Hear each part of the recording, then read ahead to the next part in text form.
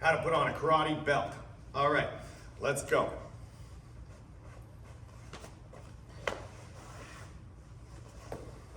Get your jacket, fold it over nicely. Find the end of your belt, hang it off to the side, wrap it around, follow the belt line, do a double wrap, tuck it under, and come up through both, center, and make sure your ends are even. Center it and even out the ends. The bottom one, we're gonna come up underneath the top, and I'm gonna lay it in between the two layers, and put it away like a holster. Top one, over through the loop, and I put it on the other side between the belts like a holster. I'm gonna pull them gently and equal at the same time. And that's how you tie a karate belt. Us!